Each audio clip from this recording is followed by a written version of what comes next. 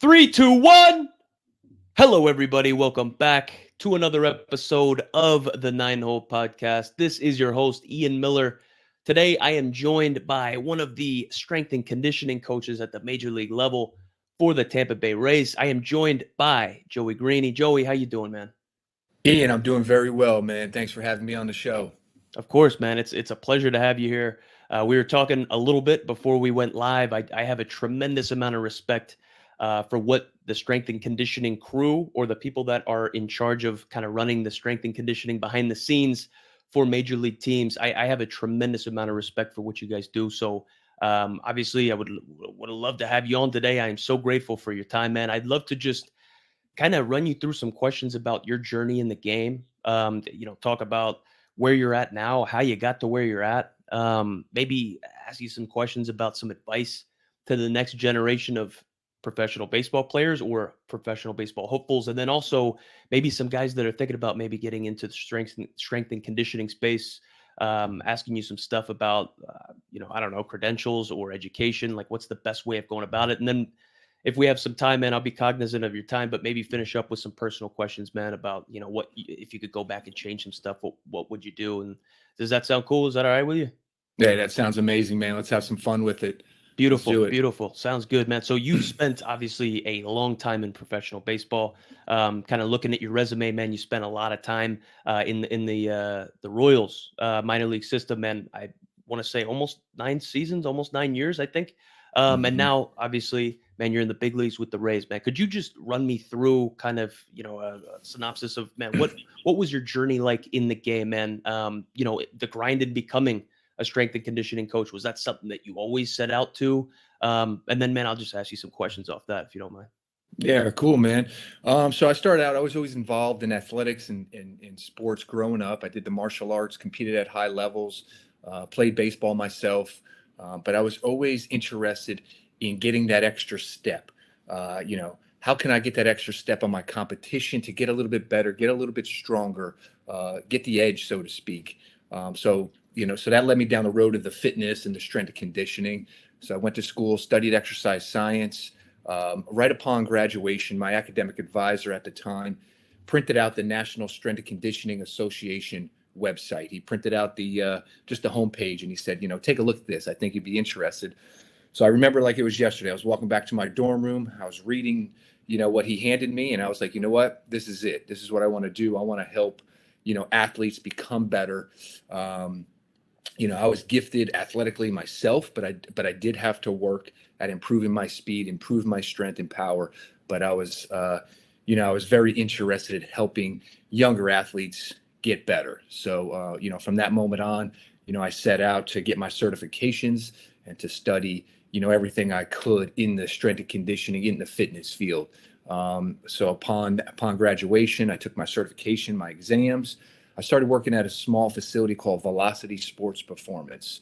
It enhances speed and strength development for youth athletes across the country. So I started working there.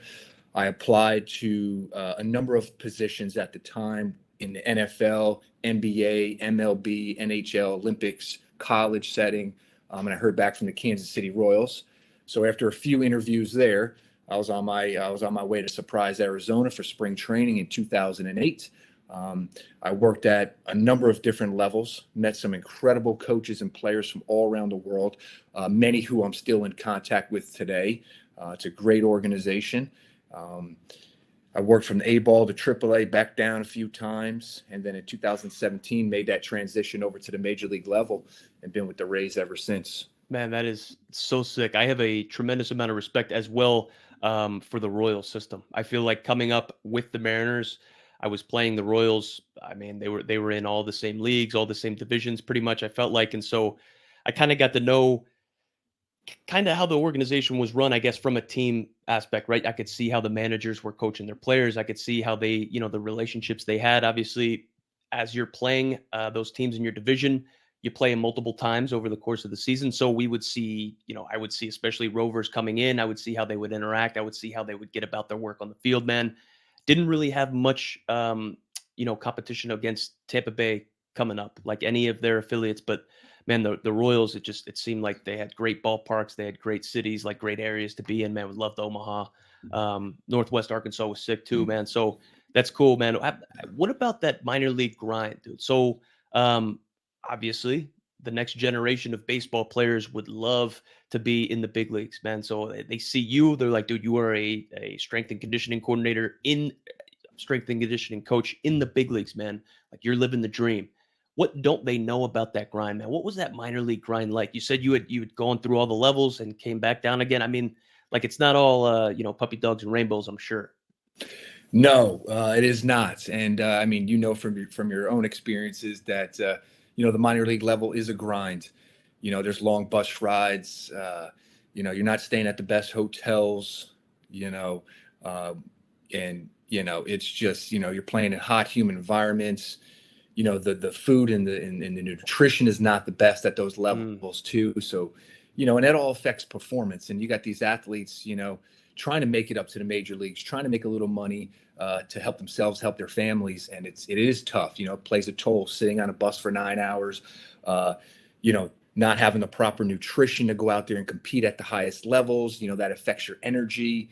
And it does take a toll, but these players, it helps you, develop that mental toughness, that mental strength to get through those lower levels and to go on and get to the major leagues. And even if these players don't go on to the major leagues, that what they learn in that minor league setting, that hustle, that grind, they can go take that into other forms of their life and other forms of their business. So for sure. it definitely is a grind, and I respect all of the players that go through the minor leagues. 100%. So that grind on, the nutrition, like the supplements, all that stuff, it's tough when you are hit, like you said, you hitting those bus rides. Your game just got done. You had a 7:05 first pitch. You get done at maybe 11. You got to pack up, clean up. You hit the road maybe at midnight or 1 a.m. You're driving back somewhere. Like, how important is nutrition, especially like in the minor league? So obviously, like pregame, you might be hit with some peanut butter and jellies or some salad or just whatever's available to you. You know what I mean? Like, what kind of role does nutrition play in the sport of baseball? Like, what can it do for you? And can it be a detriment, like, if you're not getting that necessary nutrition to your performance on the field? Yeah, absolutely. It plays a huge role. And you think about some of the young athletes in the minor leagues. These kids they're trying to keep on weight, right? So therefore, they need the calories, they need the nutrition to maintain that healthy weight to go out and stay strong, stay explosive on the field. And when they don't have that, they tend to get weak. They tend to have less energy. Especially playing every single day. And that's the thing. These kids in the minor leagues are playing every day. Nowadays, they have a designated Monday off, but back then they played every single day, just like the major league players. But they're trying to maintain that healthy weight. They're trying to maintain those high energy levels to go out and compete every single day. You have batting practice early on. They're taking ground balls, and then you got to go out and play the game at 7 o'clock at night.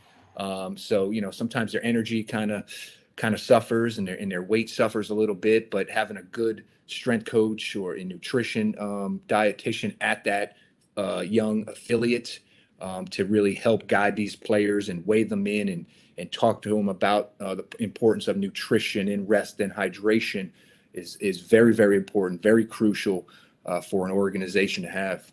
I love it. So the nutritionist, the having a nutritionist maybe at your certain affiliate, that was something that I didn't experience until the back end of my career, man. So when I had gotten to the Cubs, they poured their money into nutrition, right? That's obviously like different organizations have different things that they throw their money into. For the Mariners, I was coming up with the Mariners. It was more on like the mental skills aspect of things. We had mental skills coaches walking around all over the place. The minor league, the farm director was a mental skills guy. You know what I mean? So that's kind of what they did over at the Twins. That's when I sort of started seeing the nutritional side of things. I never really saw it before. And then got to the Cubs, man, they got smoothie stations. They got, multiple people working the smoothie stations, multiple nutritionists walking around. It's crazy. 2018, man, talking a little bit about supplements. I had put on a whole bunch of weight, right? So I was just a little speed guy, man, like 170 pounds soaking wet, probably walking around at 175 if I'm fully in shape. And like I had a problem where I would almost evaporate towards the end of the year, right? Because you're going through a 140 game season, playing in the Southern League or playing in Northwest Arkansas, right, where it's Mhm. humid. And so, dude, I'm just losing all this weight. I remember I came into spring training in 2018. I put on all this weight, stayed in the off season in Peoria, Arizona, and put on a little over 20 pounds. So I was right around like 196, 197, and I was a big boy, bigger than I've ever been. And then at the end of that year, man, I ended up being like 168, and so I Oh, lost almost 25 plus pounds, almost 30 pounds, and it was the worst year of my career. I felt like I didn't have the energy. I wasn't like adequately, I didn't necessarily know how to put it on and stay on, you know what I mean? And obviously, mm, like I had grown this relationship with the strength and conditioning coordinator at the time, Fumo, Rob Fumagalli, who is up in Cincinnati right now. But obviously, like he stays behind in Peoria, Arizona, and then I'm kind of left to my own devices. So I was able to put that weight on, and it all eventually came off. And man, it's crazy. It's crazy how that works, man. What would you recommend for baseball players putting on good weight, staying strong, but supplement wise, what would you recommend, to like the next generation of athletes? Let's say if you're in college or high school, you're in the weight room, and you're putting on weight, you're trying to gain some mass, you're trying to be strong. Like, what supplements would you recommend to those players? yeah. So, first I would start the day with a good solid breakfast, include some good sources of protein. Start your day off with that. Maybe have a little snack before heading to the ballpark. You get to the ballpark, go through your routines, training room, weight room, um, go out for pregame batting practice. Probably have a little shake or something after that batting practice. Have a pregame meal, play the game. And then in your case, which I found over the years working with players like yourself who tend to lose that weight during the season, after the game, I would have them take a protein shake in, go ahead and shower, get themselves ready to go home, and then have the meal. And then go home and get into bed. One thing too, we have players, eat nuts throughout the day. There's more calories in those fats. And it's easy to snack on. And then also snack during the game.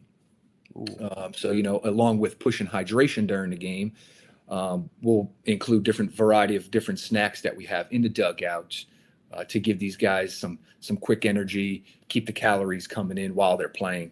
And I remember when I first started early on, in the rookie ball and low A, I think back and I'm like, wow, we didn't have any snacks in the dugout. Maybe I brought out some bananas on really hot days, but maybe we could have helped some of these players, maintain a little bit of weight and give them a little bit more energy during the game if we had some snacks available and things for like sure. that, especially the young kids, 17-year-old kids out there, just grinding it out, playing.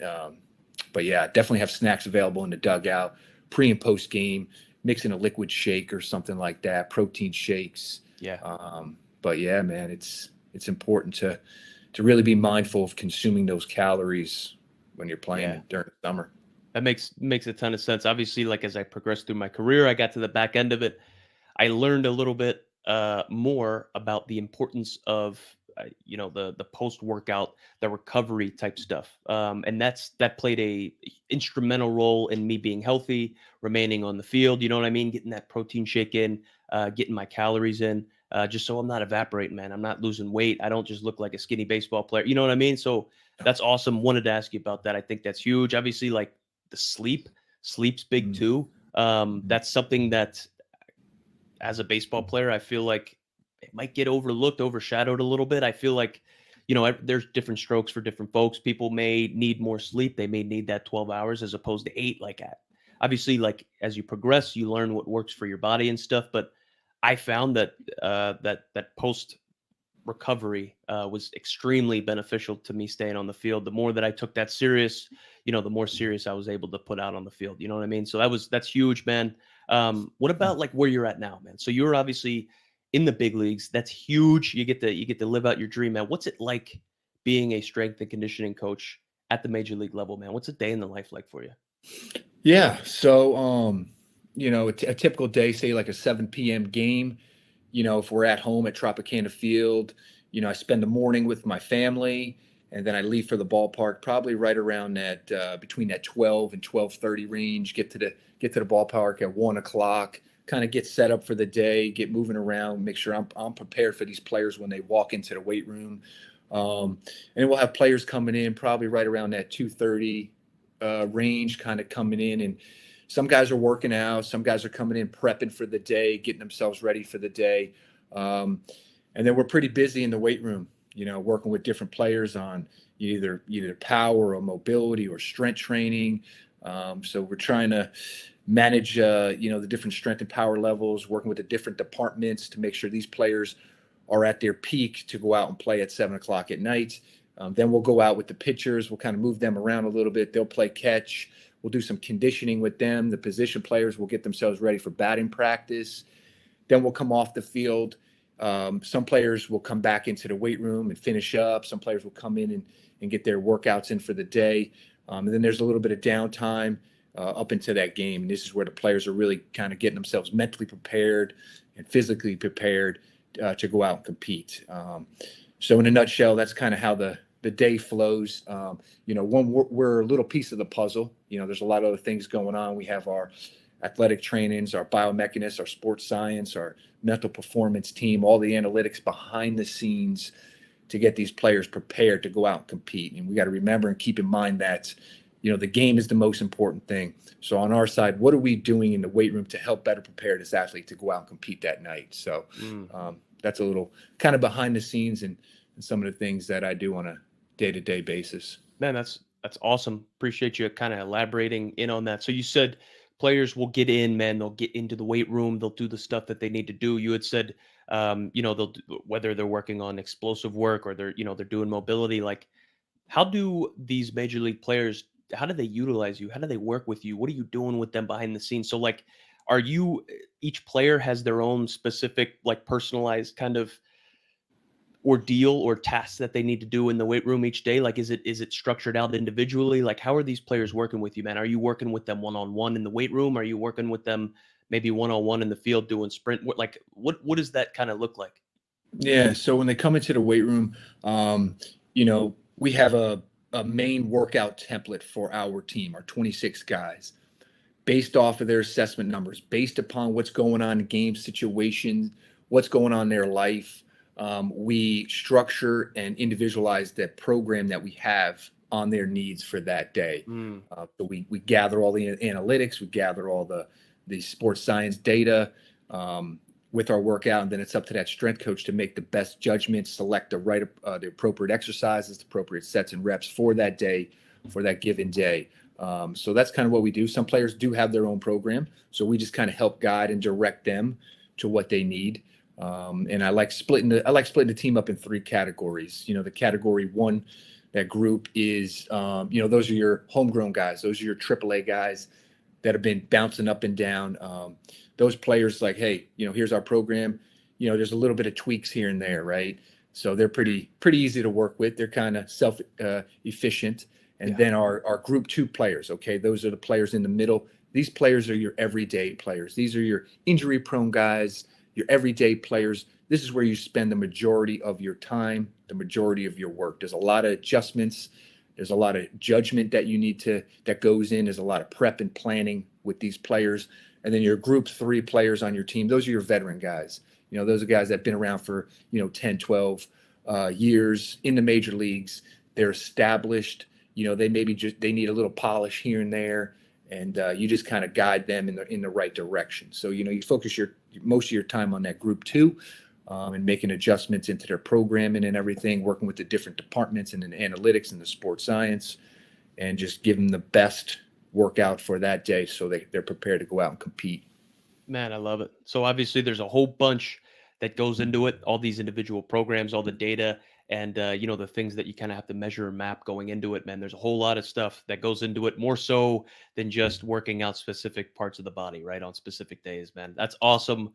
Wanted to highlight it. Man, what is the importance of the weight room and your strength and conditioning program, your strength and conditioning team as the season goes on, man? So, like, for me, when I was early in my career, man, I would not, it would be a headache for me to get in there and work out, but it'd be like, "Hey, dude, I just played, 6, 7 games in a row. My body's sore, dude. I'm not really feeling the weight room today." I realized, honestly, that the dudes that stayed in the weight room, like, stayed on top of it, they were probably a little less prone to get injuries. They maintained their mass throughout the year. They maintained their energy, man. What kind of what kind of role does that play, man, throughout the longevity of the season? Would you say that there's like a direct correlation to being in the right room, even throughout this long season, and like it correlating to success, man? Well, like, how important is that? Yeah, that's a great question. And I get that question a lot. But I always tell my teams, my players, like, look, the biggest thing that you can do is to be consistent in your routine. Whether that's a routine that we have for you or a routine that you've already been doing for years and years and years. If you're consistent in that routine, you put yourself in the best possible position physically to help the team win. Mm, And now I emphasize the physical standpoint, right? Because baseball is, it's a skill game and it's one of the hardest things that you can do, right? And especially when you're competing at the highest level. So even if you are consistent in your routine, you do everything right, so you can still go ahead and fail on the field. However, physically, you should feel pretty good if you're consistent throughout the long season. And now what does that look like? Well, that looks like coming into the weight room. It doesn't look like you're working out every single day and pounding the weights and pounding the joints and the ligaments and the tendons.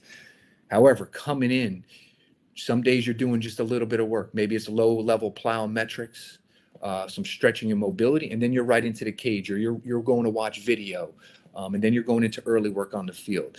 Some days you're coming in, and now these days we're pushing you. We're pushing you in the weight room. We're getting you stronger. We're getting you more explosive, and we like to use the term micro dose. So just a little bit throughout the season goes a long way.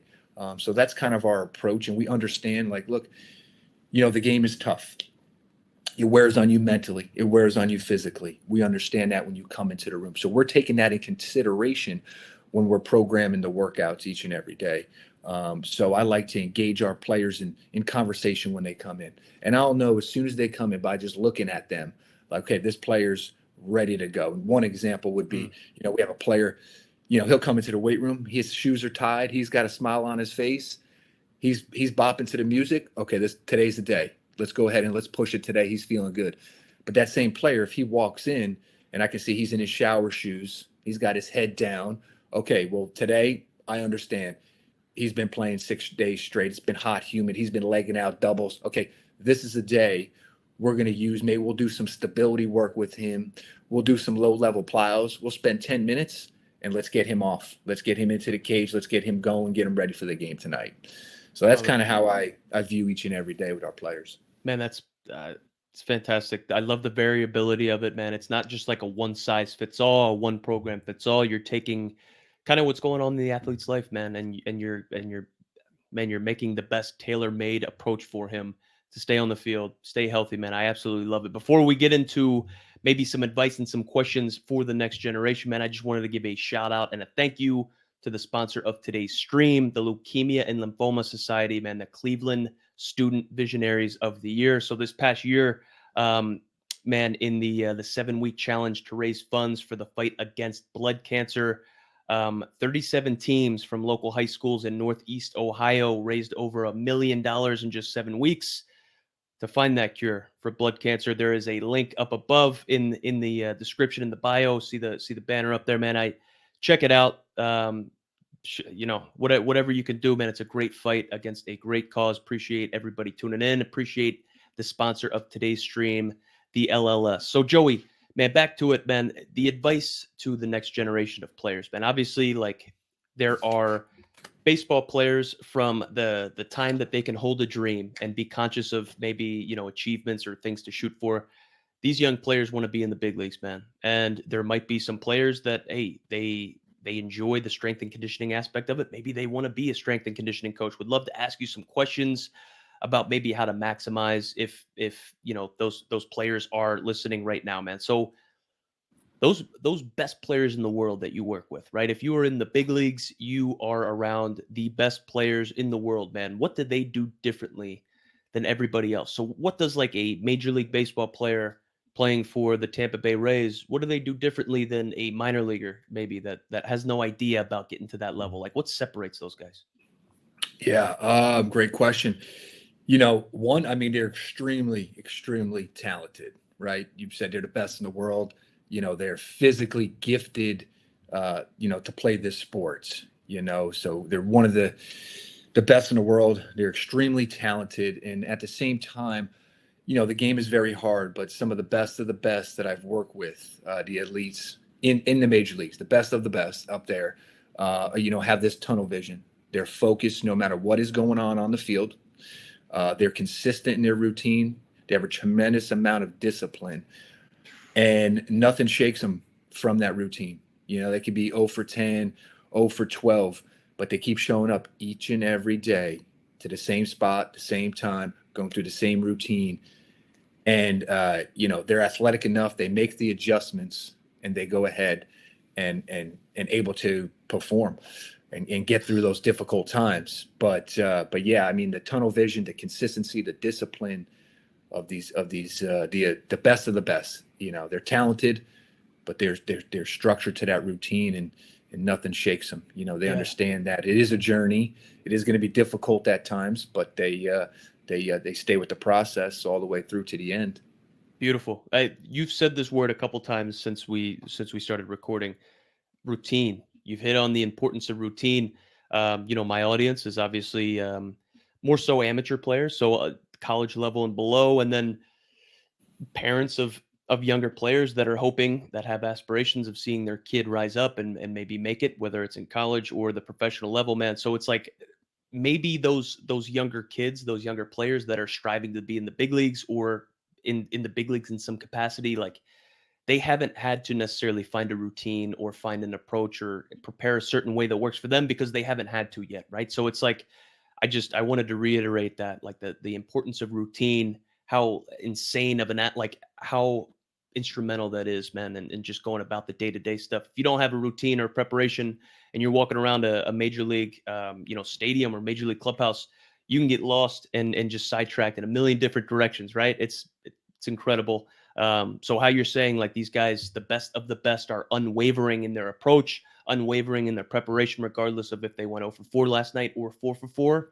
I think that's extremely badass, man, because we talk about it today of, if you have any type of adversity, especially in the game, dude, if you're trying to have longevity in the game and you hit 300, well, you failed 7 times out of 10. So if there's adversity, maybe that affects the way that you show up to the yard the next day, or affects how you prepare or go through your routine, or maybe you skip something because you don't want to hit on it. It's like, man, if you can be unwavering in your discipline, in your approach, in your routine, regardless of the adversities, man, like there's success leaves clues. You know what I mean? I just wanted to reiterate that. Awesome, awesome, awesome to hear it. How often would you say that Major League Baseball players are working out throughout the week? So obviously everybody has a different program, and it's like if you're a position player that is playing and starting and playing the entire game 7 days a week, 6, 7 days a week, you're not necessarily going to be able to work out every single day, right? Your body can only take so much. Like you said, touch here and there, some maintenance stuff, some mobility stuff, right? Um, how often would you say Major League Baseball players work out, right? It's different in season and off season, but would you say it's a couple times, or would you say it's maybe like five? I don't. Yeah, and again, like you mentioned, it's more individual. All right, we have some players on our team that are probably in there 6 days a week, and they're moving some weight. And then we have players, one every 4 or 5 days. But yeah, for the majority, I would say right around the two times a week to kind of stress the body a little bit based on travel, obviously, and the games and what's going on in the game situations. But every one workout every 4 or 5 days, get under some load, put the joints, the ligaments, the tendons under some stress, keep your muscles strong and explosive. But yeah, we have some that are 5 to 6 days, one every 4 to 5 days. Twice a week would be ideal. Yeah. Maybe like a Tuesday, Friday type thing. But based on the travel, things change. Sometimes we have day games, night games. So you just got to kind of find out what works best for each athlete on that. Obviously, in the off season months, you can dedicate 5 days of training, so to speak. And you're at one location. There's less travel involved. You can work out the same time every day. Your meals are structured, right? You're not competing in a sport, so you have more time dedicated to strength training, to plyometrics, to speed training, to agility, and you can really take advantage of that time in the off season. Yeah. During the season, it's more about managing fatigue and increasing the strength and power throughout the season. We use various forms of technology to help guide us, through that. Would you say, now this is kind of like a crazy question just coming out of the left field, but is there a specific age that you would recommend that athletes maybe start getting into the weight room? So I'm sure there is different maybe data or science depending on how you're working out that might stipulate a different start point, but like what would you say, man, maybe if you're in high school, like start getting serious about the weight room? I mean, would you say that to middle schoolers? Like what is the good age to maybe start getting serious and learning more about the weight room and what it can do for you?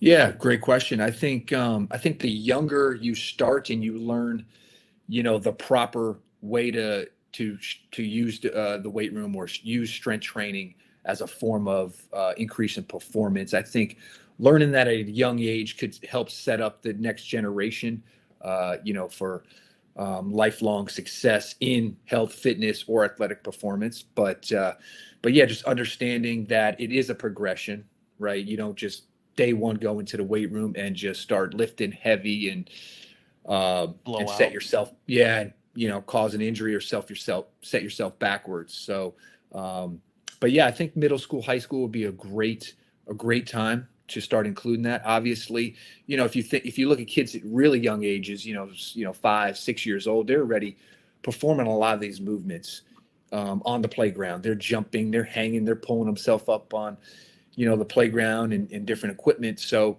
again, having your young kids jump and practice landing the proper way, sprinting, they could lift med balls or throw medicine balls. I mean, just keep the kids active at a young age. But to really get into more structured training, I think that's what you're talking about, probably right around that middle school, high school age and development, right around there.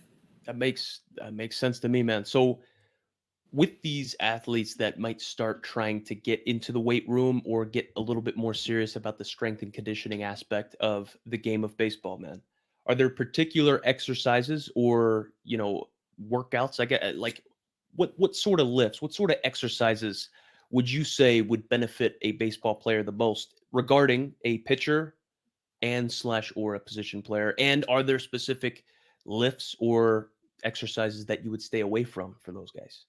Yeah. So from the youth levels, we're talking younger athletes here. There's no one right or wrong exercise. It's more how you approach these exercises, where they fit into your overall program, right? And the biggest things is progression, progressive overload. I love using that principle, progressive overload. Starting out basic and then getting more complex, right? Starting out low intense and then increasing the intensity as you go. So that's the most important thing when you're a young athlete and you're starting to get into strength training, into plyometrics. To remember the progressive overload principle. However, Olympic lifting for baseball players is difficult because there's a lot of stress on the wrist. So we don't perform the Olympic lifts within the baseball community in the baseball setting just because of the amount of stress on the wrist, hitting, throwing, fielding. You're using your wrist a lot. But yeah, look at a main movement, a main exercise for the lower body. It could be a squat movement. A split squat is safe enough for all athletes. Programming just a split squat. So have some strength into your workouts. Include some type of explosive movement. Excuse me. A low level plyometric like a box jump or a med ball toss. So have that in there. Have an upper body push exercise such as a push up or a dumbbell chest press, and then compound that movement with an upper body pull such as like a row or a pull up or a pull down. Include a hamstring focused movement into your workouts. And then an isolated core movement. Could be med ball rotational tosses for a baseball, softball player. It could be, chops, cable chops, or lifts. Something that involves the core, some functional core movement, and then include a flexibility or mobility into that workout. And you have a full blown workout right there. You have strength training. You have some type of power movement for upper lower body, mobility, exercise, and you have everything you need, and you're looking at 30 minutes in and out of the weight room. So, That's a major league workout right there, man. That's beautiful. I love to hear that. It's crazy to think like, okay, these guys are big boys. They're the best athletes in the world, the best baseball players in the world. They're not necessarily like maxing out on bench press or squats or deadlifts, right? There's some mobility in there, some core, individual man, I love all of that. I love all of that. So how about to some like the next generation of strength and conditioning coaches that are hopeful to maybe one day be in the position that you're at, man? Would you recommend any specific, education, qualifications, degrees, or like what kind of requirements would you say, man, if you're trying to be in the spot that you're in one day? Like what Yeah. do these guys have to do?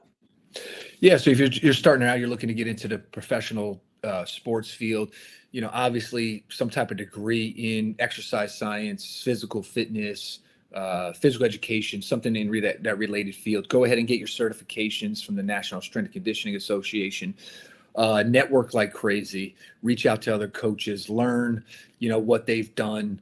The textbooks are only going to teach you so much. You want some practical on field, someone who's been in the trenches to give a little bit of advice, behind the scenes information of what it looks like to be a, strength coach in professional sports.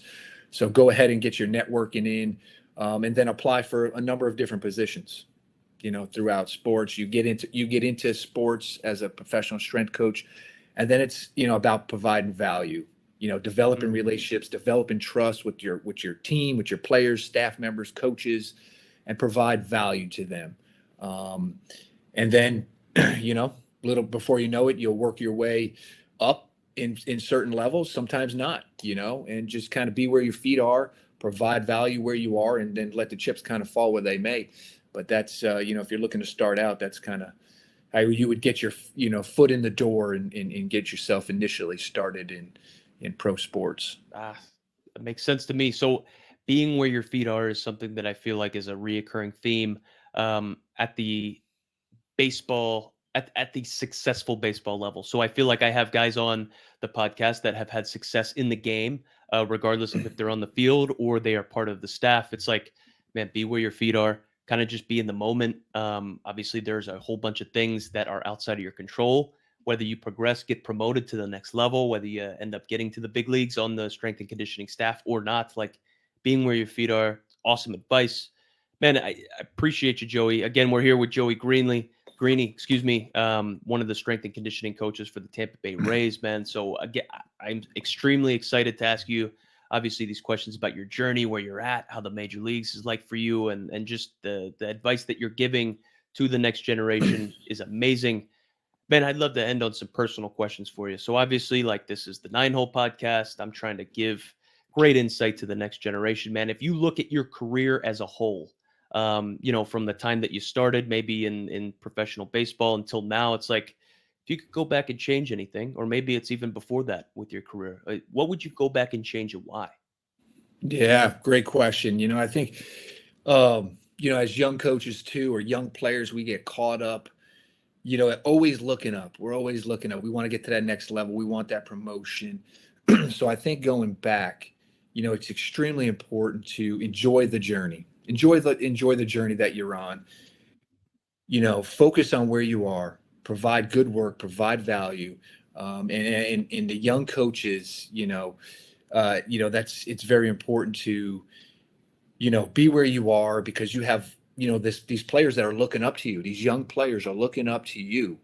So I think we tend to get focused on going up a lot of times, but to be where you are, enjoy the journey, help these players change their lives, change as many lives as possible, um, and just enjoy that moment, and learn those experiences, because then when you eventually get to the top, you're going to go back and reflect on that journey and those experiences that you've had to help the group of athletes that you're working with at the high level. So, yeah. Big time. If reflecting back on your career, right? So you're saying like you get to the top, you can look back, you reflect on it, man. What would you say has been the best moment of your career up until this point, and what would you say has been maybe the not greatest moment, the worst moment of your career up until this point? I think that's a great way to end it, man. Just end on some personal notes. Yeah. So, one of the great moments on the baseball field or during the season would be, something, this incredible game, go ahead game home run by Mike Brasso in the 2020 ALDS. There was some history where Chapman was throwing at him at the time in New York, and there was a team meeting, and you know, they decided not to retaliate, not to do anything. He went out and hit the home run in September, and then you fast forward to Game 5 of the postseason in 2020, and I think it was like a 10 or 11 pitch at bats. He was fouling balls off, and he goes ahead and hits the home run to bring us up 2-1 in the eighth inning, bottom of the eighth inning. So that was one of the incredible things that I've witnessed on a baseball field. But along with working with tremendous amount of coaches and players and staff members from all over the world and the relationships I built with them. But and then one of the it's always difficult at the end of the season. You lose the last game of the season, and then it's like everybody goes their separate ways, and it's always kind of it's an always it's an uneasy time. It's just kind of like you're with these players, sitting down, eating dinner with them, traveling on the bus or the plane, in the hotel, showering with them. And it's like you're with them all the time. You're with them more than your own family. And then all of a sudden at the end of the season, it's just like wham, bam, season's over and everybody goes their separate ways. And it's like, Crazy. okay. So there's a little adjustment period there. So that's kind of always, a difficult time, an uneasy time at the end of the season. For But, sure. The relationships, yeah, man. yeah. The relationships that you build with your guys, man, day in and day out over the course of 162 games and what, like 175, 180 days, something like that. It's crazy, man. You guys are with each other all day, every day, and then boom, season's over. And then obviously you got free agency, you got trades. People are getting released, moved. It's wild, man. It's wild. Yeah. This the kind of the relationships behind the scenes that people don't see is incredible, man. So Joey, I am so grateful for your time, man. That's everything that I got. Man, what do you have before I let you go here, man? What do you have going on behind the scenes? I see you got some strength and some speed training and stuff going on. Out in the Tampa area, man. What are you doing behind the scenes? Where can people find you at? Yeah, so in addition to working with the Rays, I perform speed camps throughout the country. I have some planned. One this summer on June 27th in Tampa, Florida.